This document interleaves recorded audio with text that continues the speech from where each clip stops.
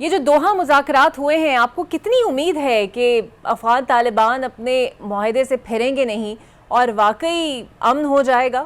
اقرا، آپ کو یاد ہوگا آپ اس وقت بھی رپورٹ کر رہی تھی جب یہ امریکہ اور طالبان کے جو مذاکرات ہوئے تھے، اور اس کے بعد جو وہاں پہ جو ڈاکومنٹ آؤٹ کی گئی تھی، اس کی لینگویج میں اور اس کی لینگویج میں کوئی زیادہ فرق نہیں ہے. وہاں پہ بھی یہی بات کہی گئی تھی کہ جو افغانستان کی سرزمین ہے وہ کسی تیسرے ملک کے خلاف استعمال نہیں ہوگی.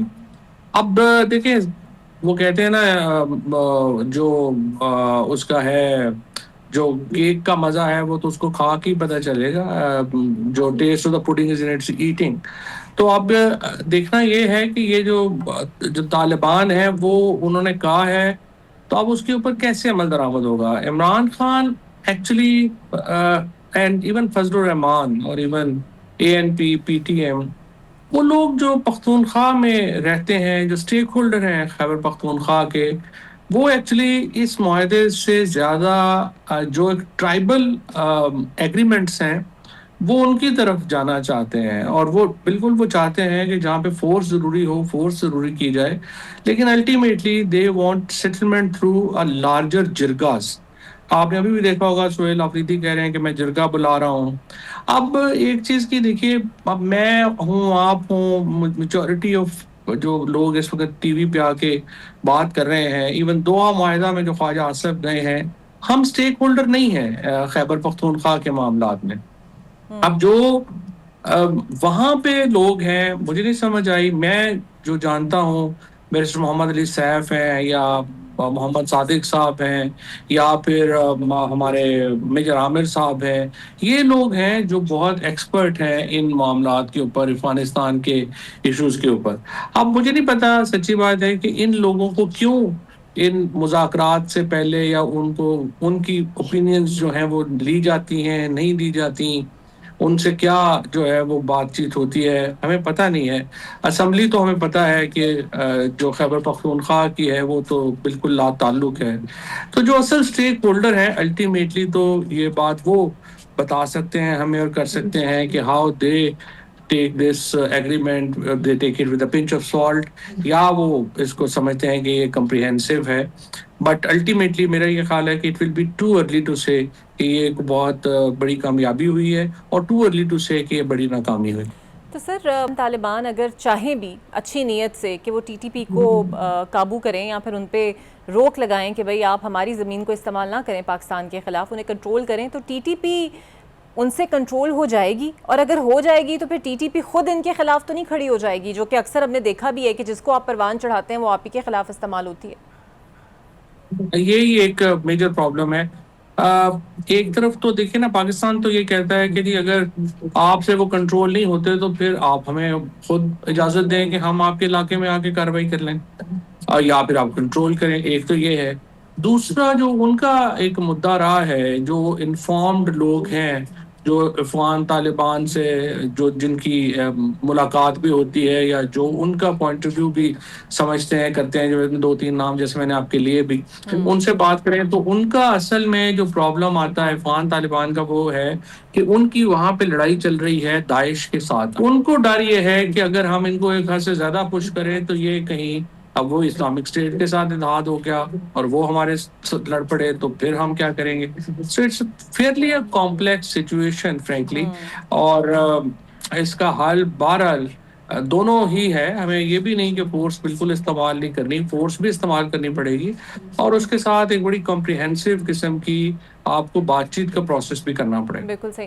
فواد صاحب، نئے وزیر اعلیٰ کے بارے میں آپ جانتے ہیں وفاق کو خاصے خدشات ہیں. فی الحال چلے کہیں نہ کہیں یہ طالبان والا معاملہ سیٹل ہوتا تھوڑی دیر کے لیے تو نظر آ رہا ہے، لیکن جو محاذ رائے کا استعارہ بنا کر انہیں پیش کیا گیا اور گنڈا پور صاحب کو واپس بھیجا گیا، آپ کو کتنی ایکسپیکٹیشن ہے کہ واقعی وہ کچھ بہت ہی فروٹیبل طریقے سے PTI کے لیے کچھ کر پائیں گے؟ یہ اب تو کہنا فی الحال مشکل ہے کہ وہ کامیاب ہوں گے یا ناکام ہوں گے، لیکن بہرحال ان کی اپوائنٹمنٹ جو ہے وہ علی امین گنڈا پور کو بھی کیوں وزیر اعلیٰ لگایا گیا تھا؟ ان کو وزیر اعلیٰ لگایا گیا تھا کہ وہ عمران خان کو، پارٹی کو ریلیف دلوائیں گے. اور ریلیف دلوانے کے اب دو طریقے ہیں، یا تو وہ انگیجمنٹ ہو فیڈرل گورنمنٹ سے، اور اگر وہ نہیں ہوتی تو پھر ایک چیلنج بنے فیڈرل گورنمنٹ کے لیے کہ انہیں انگیجمنٹ کرنی پڑے۔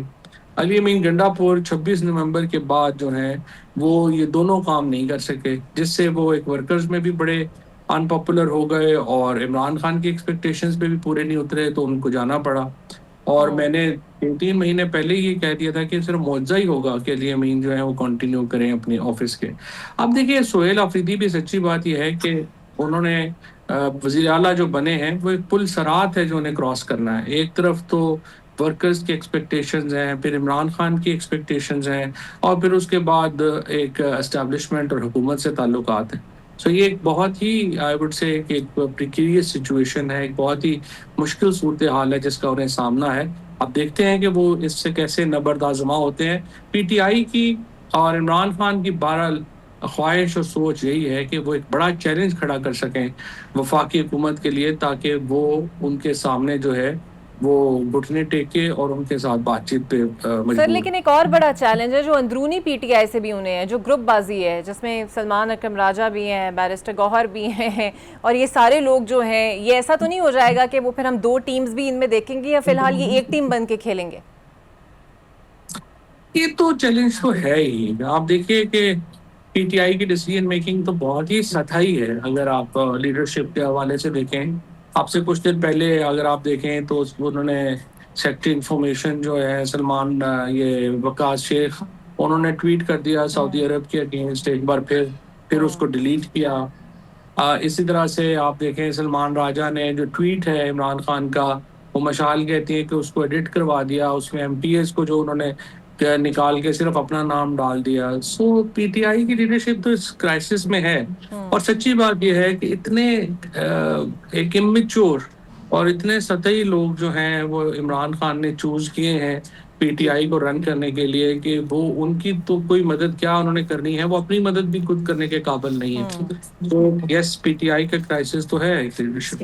اچھا سر، آپ کے دور میں جب آپ خود بھی وفاقی وزیر تھے، ایک مذہبی جماعت پر پابندی لگانے کی یہ بات ہو رہی تھی، آپ کو لگتا ہے اس بار واقعی یہ پابندی لگ جائے گی، یا بات پھر ویسی ہو جائے گی جیسے کہ آپ کے دور میں ہوئی؟ دیکھیں ماضی تو ہمارا اتنا اچھا نہیں ہے۔ سچی بات یہ ہے کہ یہ حکومت ریاست جو ہے وہ ایک دفعہ زور لگاتی ہے، اس کے بعد تھک کے پھر بیٹھ جاتی ہے، اور یہ لوگ جو ہے وہ اور زیادہ مضبوط ہو کے سامنے آتے ہیں۔ پچھلی دفعہ بھی جب ہوا تھا تو ایک پابندی بھی لگائی گئی، بڑی کمپریہنسو جو ہے وہ باتیں بھی کی گئیں، ہمیں بھی کہا گیا کہ بالکل آپ لوگ تگڑے ہو جائیں اور ان کو چھوڑنا نہیں ہے، اور یہ پاکستان میں اس طرح سے بلیک میلنگ میں نہیں آنا۔ ہم نے پھر پیچھے مڑ کے دیکھا تو ہم اکیلے ہی کھڑے تھے، حکومت پیچھے سے بھاگ گئی تھی۔ تو اب یہ جب بھی میں عطا اور طلال کو دیکھتا ہوں تو میں ان دونوں کو یہ کہتا ہوں کہ ذرا پیچھے بھی دھیان رکھنا، یہ نہ ہو کہ تم دونوں کو آگے کر کے پیچھے سے حکومت دوڑ لگا دے۔ لیکن بہرحال دیکھتے ہیں، ابھی تک تو انہوں نے کافی اچھا کیا۔ بالکل صحیح، بہت شکریہ آپ کا فواد صاحب، میرے ساتھ تھے۔ تو واقعی جس طرح وہ فرما رہے تھے، ریکارڈ تو کچھ اچھا نہیں ہے، لیکن اگر واقعی ایسے کوئی بھی جتھا آئے گا اور مسلح ہو کے اور سڑکیں بند کرے گا، اسے ایسی اجازت نہیں ملنی چاہیے۔ بریک لیتے ہیں، بریک کے بعد آپ سے ملتے ہیں۔